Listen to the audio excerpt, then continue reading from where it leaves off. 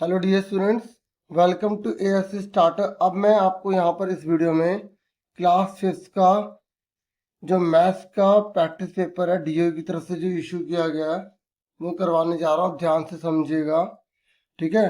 तो आपका जो पेपर है वो 50 नंबर का रहेगा, 2 घंटे का रहेगा, ठीक है। तो आपका पेपर का पैटर्न ये रहेगा, सेम क्वेश्चन आपके नहीं आएंगे, ठीक है। प्रैक्टिस करने के लिए आप इस वीडियो को यूज कर रहे हैं, ठीक है। प्रैक्टिस कीजिए और देखिए कि आपको कितना आता है, ठीक है। और अपने आप आंसर देने की कोशिश कीजिएगा, ठीक है। तो ये 5वीं क्लास के मैथ्स की प्रैक्टिस करवाने के लिए मैं वीडियो बना रहा हूँ। ध्यान से समझिएगा डियर, ठीक है। तो देखिए पहला क्वेश्चन ये है कि मिनी नामक एक मछुआरी ने अपनी दुकान पर निम्नलिखित मूल्य सूची प्रदर्शित किया है, ठीक है। अब ये मछलियाँ बेच रही है। सार्डिन की मछली 60 रुपए की है 1 किलो, ठीक है। और स्वॉर्डफिश 80 रुपए की है, और झींगे की मछली 150 रुपए की है, और किंगफिश 120 रुपए की, 1-1 किलो की है। अब ध्यान से सुनना, क्वेश्चन पढ़ लिया? पढ़ लिया? यस। ठीक है। अब पहला क्वेश्चन है, ग्रेसी 3 किलो झींगा खरीदना चाहती है। कितना किलो? 3। 3 किलो, ठीक है। उसे कितने पैसे देने होंगे? तो अब 1 किलो झींगा कितने का है? 150 का। तो 3 किलो के लिए क्या करेंगे? क्या करेंगे? मल्टीप्लाई। मल्टीप्लाई करेंगे, हाँ 3 बार प्लस भी कर सकते हो, वेरी गुड। 3 बार प्लस कर लो या 3 से मल्टीप्लाई कर लो, बात एक ही है। वेरी गुड बेटा, वेरी गुड, ठीक है। एक ही बात है, 3 बार प्लस कर लो या 3 से मल्टीप्लाई कर लो। तो आपको एग्जाम में कैसे करके आना, जो आपकी आंसर शीट होगी, क्वेश्चन नंबर 1 डाल के उसके पहले का आंसर क्या है, यहाँ पर क्या आ गया आपका आंसर? डी आ गया, घ आ गया, 450 रुपये, ठीक है। क्लियर हो गया कैसे करना है? हो गया। अब आगे देखो, ये कह रहा है बशीर के पास 100 रुपये हैं, तो बताओ वो क्या क्या खरीद सकता है।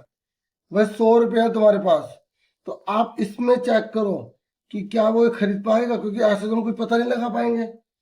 चेक करो कि क्या वो 2 किलो सार्डिन खरीद पाएगा। भाई 1 किलो सार्डिन 60 रुपए की, तो 2 किलो 120 की हो गई। 60-60 जोड़ दो या जब गुणा कर दो, ये नहीं खरीद पाएगा। क्या 2 किलो स्वॉर्ड फिश खरीद पाएगा? स्वॉर्ड फिश कितने की है? 80 रुपए की एक है, 1 किलो, तो 160 नहीं खरीद पाएगा। 1 किलो झींगा खरीद लेगा? ओहो, झींगा तो 150 रुपए की है, नहीं। तो बचा क्या? यही बचा, यही खरीद पाएगा।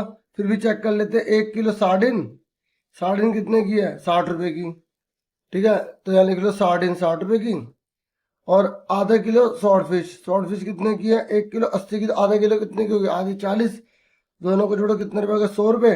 तो इसका मतलब दूसरे का भी घा आंसर है। तो क्वेश्चन नंबर दूसरे का आंसर घा आ गया, 1 किलो। अगर आप केवल खा लिख के आ जाओगे तब भी नंबर मिलेंगे। पूरा पूरा क्वेश्चन पेपर में उतारने लग जाना। कई बच्चे पूरा पूरा क्वेश्चन पेपर उतारते हैं और फिर पेपर छोड़ के आ जाते हैं। सिर्फ आंसर आंसर करना जैसे मैं कर रहा हूँ, ठीक है। क्लियर हो गया? अब नेक्स्ट क्वेश्चन देखो, ये कह रहे यदि मिनी 2 किलो किंगफिश और 1 किलो स्वॉर्ड फिश बेचती है तो उसको कुल कितने रुपए कमाने को मिलेंगे?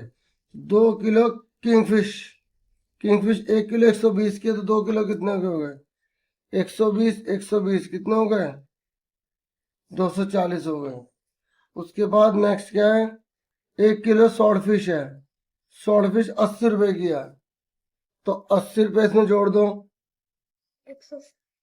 बेटा 8 4 12, ऊपर एक कह रही 320 रुपये बनेंगे ना, आराम से जोड़ो, ठीक है। 2 किलो ये हो गए, 1 किलो ये हो गए, तो 320 रुपये दोगे। तुम दुकान वाले को ज्यादा दोगे तो तुम लुट के आ जाओगे, फिर कहोगे लुट गए हम तो मार्केट में, गए थे सामान खरीदने, गए थे सामान खरीदने, हाय लुट गए हम इस मार्केट में। चलो अब फोर्थ क्वेश्चन पे आ जाओ। इसने बोला 1 किलो झींगा की कीमत 1 किलो सार्डिन से कितनी ज्यादा है, बताओ जल्दी से। मतलब 1 किलो झींगा कितने की है, जल्दी बताओ। 150 रुपए की है, कितने की है? 150। हाँ धीरे धीरे बोलो ताकि समझ में आ जाए, बच्चे जो वीडियो देख रहे हैं उनको भी समझ में आए, मतलब आवाज तेज नहीं होनी चाहिए। 1 किलो सार्डिन साड़ीन कितने की है? साड़ीन कितने की है? 60 रुपए की। तो बताओ कितने रुपए महंगी है झींगा? कितने रुपए महंगी है? 90 रुपए की ज्यादा रेट है ना? घटाना आता ना? तो 150 में 60 के 90 आ गए। तो हमारे पास आंसर कितना आ गया? 90 रुपीज आ गया। ठीक है भैया। तो चौथे का खा आ गया। क्वेश्चन नंबर चौथे का खा 90 रुपये आ गया। ठीक है। तो समझ में आई? एग्जाम में ऐसे हमने पहला क्वेश्चन कर लिया, बड़े अच्छे से कर लिया। चलो अब नेक्स्ट क्वेश्चन देखो। इसने बोला एक स्कूल का प्रोजेक्ट हो रहा है, आयताकार कार्डबोर्ड है, रेक्टेंगल में है। कैसा है? रेक्टेंगल में है बच्चों। ये रेक्टेंगल होता है ना, ये रेक्टेंगल में है। तो इसने बोला है कि शीट को सजा रहा है। ये शीट 10 सेंटीमीटर लंबी है। 10 सेंटीमीटर तो लंबी है। ठीक है। 8 सेंटीमीटर चौड़ी है। ये 8 सेंटीमीटर चौड़ी है। वह इस पर चौकोर स्टिकर चिपकाना चाहता है। क्या चिपकाना चाहता है? चौकोर स्टिकर। जैसे ये शीट है, इसके ऊपर चौकोर लगाएगा। जैसे मान लो हमारे पास ये, आप कहोगे सर एक बात पूछें, सर आप आंसर इस शीट पे कर रहे हो और दूसरे शीट पर आप रफ में कर रहे हो, तो हम कैसे करेंगे एग्जाम में? आप एग्जाम में जो शीट है ना, लाइन डाल के उसमें रफ में कर लेना, फिर मेन आंसर यहाँ कर देना। ठीक है। रफ में से ट्राई तो करना पड़ेगा ना। चलो दोबारा से समझ लो क्वेश्चन। ठीक है। दोबारा क्वेश्चन मेरे मन में आ जाते हैं, फिर मुझे बताने पड़ते हैं। ठीक है। एक शीट है ना, उसको सजा रहा है, सजाना है शीट, शीट सजाएंगे। तो 10 और 8 यहाँ लगा दिया। ठीक है, लगा दिया। अब इसने बोला है इस पर एक चौकोर स्टिकर चिपकाना है। भाई ये शीट है, ठीक है, क्या ये शीट, इसके ऊपर चौकोर स्टिकर लगाना। चौकोर स्टिकर इतना भी हो सकता है ना? अब मान लो शीट ये है, तो इतना सा भी तो हो सकता है, और हो सकता है कि पूरा पूरा ही हो। हाँ है ना? हमें कैसे पता चलेगा? क्वेश्चन पढ़ते हैं। कह रहे चारों तरफ 1 सेंटीमीटर चौड़ा किनारा खुला छोड़ना है। अच्छा, तो ये जो ऐसा है इसका मतलब, देखो ये पूरा कितना है? 10। तो इसने यहाँ पे गैप छोड़ दिया। कितना गैप छोड़ दिया? 1 सेंटीमीटर। यहाँ से छोड़ दिया, यहाँ से भी 1 सेंटीमीटर छोड़ दिया, फिर यहाँ से भी 1 सेंटीमीटर छोड़ दिया, यहाँ से भी 1 सेंटीमीटर छोड़ दिया, यहाँ से भी 1 सेंटीमीटर छोड़ दिया, यहाँ से भी छोड़ दिया, तभी तो ये छोटा बना। अब मुझे बताओ ये कितना लंबा होगा? पूरा कितना है? पूरा कितना है? 10 है ना? एक बार दोबारा से समझो, क्योंकि क्वेश्चन समझ नहीं आया तो एग्जाम में कैसे करोगे। देखो हमें एक शीट दे रखी है, मैंने और अच्छे से बना ली है। ये हमें 10 दे रखा है, ये हमें 8 दे रखा है। जो बीच में यहाँ पे चौकोर लगा रहे हैं ना स्टिकर, वो 1 सेंटीमीटर हर तरह से छोड़ रहे हैं। तो अगर यहाँ से एक छोड़ दिया, यहाँ से एक छोड़ दिया, ठीक है, तो 10 में से 2 गए, कितने बचे? 8। ये 8 हो गया। ठीक है। और ये पूरा का पूरा 8 है, पूरा का पूरा 8 है। तो यहाँ से भी एक छोड़ दिया, यहाँ से भी एक छोड़ दिया, तो 8 में से एक एक 2 गए, कितने बचे? 6। तो अंदर वाले स्टिकर की लंबाई कितनी है? 8। चौड़ाई कितनी है? 6। इसकी लंबाई कितनी थी? 10। इसकी कितनी थी? 8। ठीक है, यहाँ तक समझ में आ गया। एक बार दोबारा से मैं आपको समरी में बता दूं। देखिए इसने एक शीट बोली 10 सेंटीमीटर लंबी है, ये पूरी शीट 10 सेंटीमीटर लंबी थी। ठीक है। इसने बोला चौड़ी 8 सेंटीमीटर थी, चौड़ी 8 सेंटीमीटर थी। इसके बीच में स्टिकर लगा रहा है, लेकिन 1 सेंटीमीटर चौड़ा रख रहा है। तो यहाँ से एक कम करा, एक कम करा, तो टोटल कितने कम हो गए? 2। यहाँ 8 बचे। यहाँ से एक कम करा, एक कम करा, 8 में 2 गए, बचे 6। ऐसे एग्जाम में अगर बोलेगा यहाँ से 2 कम कर रहा है, 2 कम कर रहा है, तो 2 2 4, तो 10 में से 4 घटाओगे। अगर एक बोलेगा तो एक एक घटाओगे, 2 बोलेगा तो 2 2 घटाओगे। पहले बताओ क्वेश्चन में आ गया। अब सुनो ध्यान से। देखो इसने बोला स्टिकर द्वारा ढकी हुआ कुल क्षेत्रफल, मतलब लिख दी लैंग्वेज, स्टिकर का क्षेत्रफल निकालना। तो बच्चों स्टिकर कहाँ है? ये स्टिकर है, ये है ना स्टिकर। तो इस स्टिकर का फॉर्मूला क्या होगा? एरिया का लंबाई गुणा चौड़ाई होता है फॉर्मूला।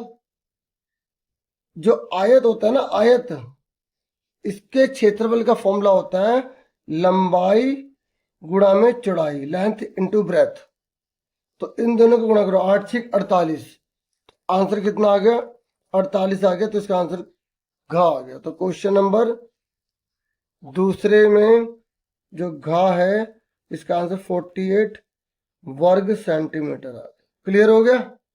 अब उसके बाद सेकंड क्वेश्चन देखो, ये पहला था दूसरे का। अब देखो इसने क्या बोला, ये कह रहा उस आंतरिक आतंक क्षेत्र के घेरे की लंबाई क्या है जिसे अयान स्टिकर से ढकेगा। बताओ आंतरिक आतंक क्षेत्र के घेरे की लंबाई बताओ, टोटल करो इसे। देखो यहाँ पर पूरा घेरा बोला है, क्या बोला है? पूरा।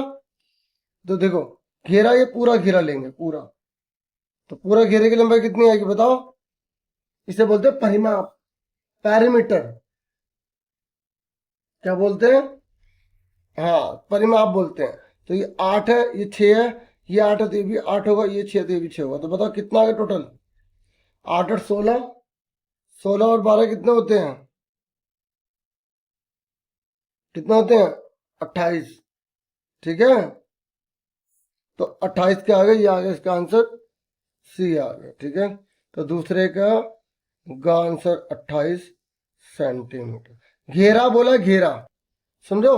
अगर कभी भी घेरा आ जाए, घेरा मान लो ये फिगर नहीं आई और मान लो ऐसा क्वेश्चन आ गया, ऐसा बोल दिया ने 8 है 10 है 12, उसने बोला इसके घेरे की लंबाई निकालो, तो 12 10 22, 22 8 30 आ गया। अगर उसने बोला कि इस घेरे की लंबाई निकालो, ये 6 है 6 है 6 है 6 है 6 है, तो कैसे निकालोगे? सबको जोड़ दो, 6 12 18 24 30, तो 30 आ गए। जब भी घेरे की लंबाई बोलेगा तो उसकी सारी भुजाओं को जोड़ देना, सुन रहे हो? ठीक है, चलो अब उसके बाद नेक्स्ट क्वेश्चन पे आ जाओ। नेक्स्ट क्वेश्चन है, स्टिकर द्वारा कवर किया गया क्षेत्र बॉर्डर के क्षेत्र से किस प्रकार संबंधित है। अब आपको बताना है कि स्टिकर का क्षेत्र बड़ा है या बोर्ड का क्षेत्र बड़ा है। बताओ किसका बड़ा क्षेत्र है? बोर्ड बड़ा है या स्टिकर? देखिए जो स्टिकर क्षेत्र है ना, वो बॉर्डर क्षेत्र से बड़ा होगा, क्योंकि बॉर्डर तो साइड में है ना, और स्टिकर जो है ना वो जो है हमारे पास बहुत ज़्यादा बड़ा एरिया है। तो टोटल जैसे 80 है और स्टिकर 48 है, तो 80 में से 48 घटाएंगे तो 32 आ जाएगा। ठीक है, देखिए अब फोर्थ क्वेश्चन देखिए। ये कह रहा है कल्पना कीजिए कि अयान 2 सेंटीमीटर भुजा वाले बड़े वर्गाकार स्टिकर का उपयोग करने का निर्णय लेता है। ठीक है, अब वो 2 सेंटीमीटर के ले रहा है। ठीक है, और वर्गाकार है। वर्गाकार मतलब होता है स्क्वायर शेप। देखो मैं आपको बता दूं कि देखो ध्यान से समझो, एक ये शेप होती है जिसमें ये सब चीजें बराबर होती हैं। ठीक है, इसको बोलते हैं स्क्वायर, इसे बोलते हैं वर्ग। ठीक है, और दूसरी शेप होती है ये वाली, इसे बोलते हैं रेक्टेंगल, हिंदी में बोलते हैं आयत। तो आपको दोनों के फॉर्मूले पता होने चाहिए। ये जो चीज है ना, ये जो चीज देख रहे हो, अगर इसका क्षेत्रफल पूछेगा, वर्ग का क्षेत्रफल पूछेगा, देखो मेरा उद्देश्य केवल पेपर करवाना नहीं है, मैं तो समझाता हूं अच्छे से। ठीक है, ताकि पेपर की अच्छी तैयारी हो। वर्ग का क्षेत्रफल क्या होता है? भुजा गुणा में भुजा। और अगर मैं बात करूं इसकी आयत की बात करूं, तो आयत का क्षेत्रफल क्या होता है?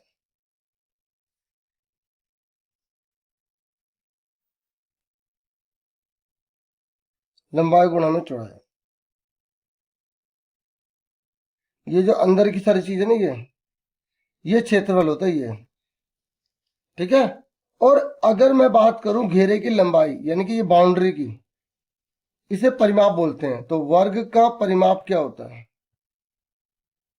वर्ग का परिमाप होता है 4 गुणा में भुजा। और अगर मैं आयत की बात करूं, लिख लेना सारे फॉर्मूले। तो आयत का परिमाप क्या होता है? इंग्लिश में पेरीमीटर ऑफ रेक्टेंगल। तो क्या होता है? क्या होता है? 2 ब्रैकेट में लंबाई जमा में चौड़ाई होता है।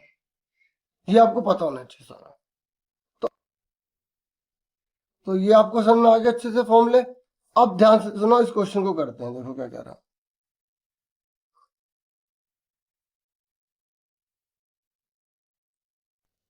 तो ये कह रहा है कि कल्पना कीजिए कि अयान 2 सेंटीमीटर भुजा वाले बड़े वर्गाकार स्टिकर का उपयोग करने का निर्णय लेता है। अयान जो है समान आंतरिक क्षेत्र को कवर करने के लिए उन 2 सेंटीमीटर आकार के कितने स्टिकर की आवश्यकता होगी। मतलब अब उसे यहाँ पे पता लगाना कितने स्टिकर लगेंगे।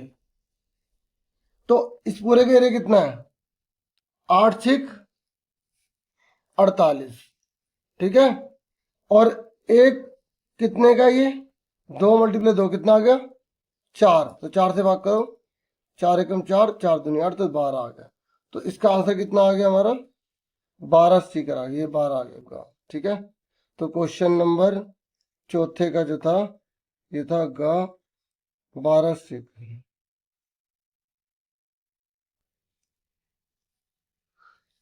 फिर आ जाओ थर्ड क्वेश्चन पे, निम्नलिखित सवाल का जवाब देना है।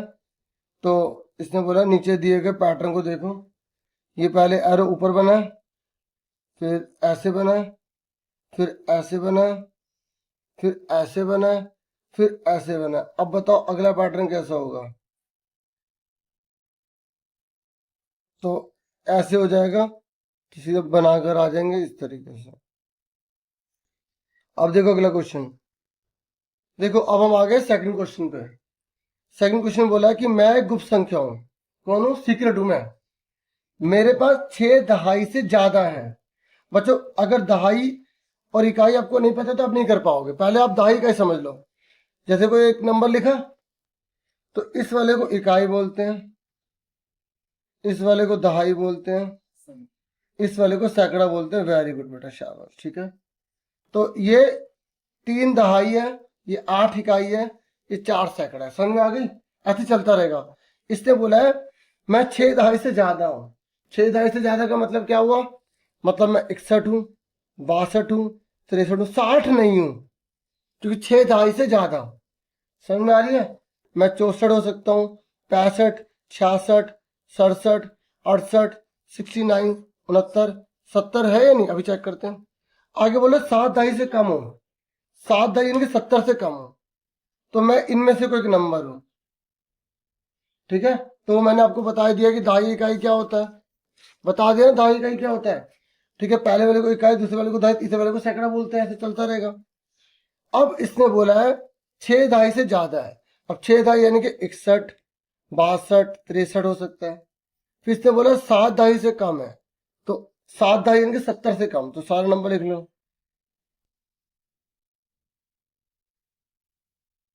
लिख लिया। अब आगे क्या बोल रहे हैं, ये कह रहा है मेरा इकाई का अंक मेरे दहाई के अंक से 2 कम है। बोल क्या रहा है, मेरे इकाई का अंक, इकाई का अंक मेरे दहाई के अंक से 2 कम है। मुझे बताओ कौन कम है, इकाई कम है दहाई कम है। मेरे इकाई का अंक मेरे दहाई के अंक से 2 कम है। कौन, बताओ कौन है इसमें कम, मेरा, सुनो मेरे इकाई का अंक, हाँ मेरे दहाई के अंक से 2 कम है, तो इकाई कम है।